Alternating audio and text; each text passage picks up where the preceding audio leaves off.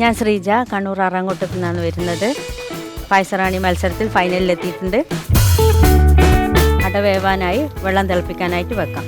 തിളച്ച വെള്ളത്തിൽ അടയിട്ട് കുറച്ച് സമയം മാറ്റി വെക്കണം. ശർക്കരപ്പാനി ഉണ്ടാക്കാം.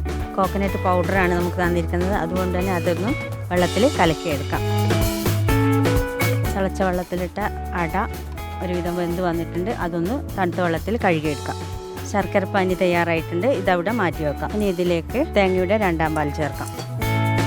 ഇതിലേക്ക് അട ചേർത്ത് വെക്കാം. ഇത് വേവുന്ന സമയം കൊണ്ട് നമുക്ക് 1-ാം പാൽ ഉണ്ടാക്കി വെക്കാം. ഇതിലേക്ക് ഇനി ശർക്കരപ്പാനി ചേർത്ത് വെക്കാം. ശർക്കരപ്പാനി ഒഴിച്ചിട്ട് അട നന്നായി അതിൽ വരട്ടിയെടുക്കണം.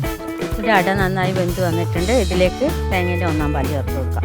യെസ്, അടുത്ത ആള് വളരെ തിരക്ക് പിടിച്ച് ചെയ്തുകൊണ്ടിരിക്കുന്ന ഓണമാണ്. അതുകൊണ്ട് തന്നെ അടപ്രഥമനൊരു പ്രാധാന്യമുണ്ട്. നമ്മുടെ ഓണം ഫൈനൽ റൗണ്ട് തന്നെ കൊടുത്തു.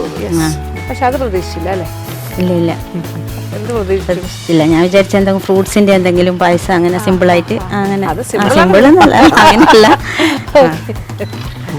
എന്തായാലും ഇപ്പൊ നന്നായിട്ട് ചെയ്യുക. കാര്യം എല്ലാവരും ഒരേ കാര്യമാണ് ചെയ്യണത്, അതുകൊണ്ട് വളരെ ട്രിക്കിയാണ്. അടപ്രഥമൻ തയ്യാറായിട്ടുണ്ട്.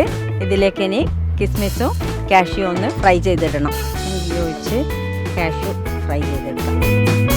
കാഷ്യൂ ഫ്രൈ ആയിട്ടുണ്ട്, അത് കോരി മാറ്റാം. കിസ്മിസ് ഫ്രൈ ചെയ്തെടുക്കാം. പായസത്തിലേക്ക് അല്പം ഏലക്ക പൊടിച്ച് ചേർത്ത് കൊടുക്കാം. അതുപോലെ കാഷ്യൂ കിസ്മിസും ചേർത്ത്. പായസമായിട്ടുണ്ട്. ഇനി നമുക്കിതൊരു സെർവിങ് ബൗളിലേക്ക് മാറ്റാം.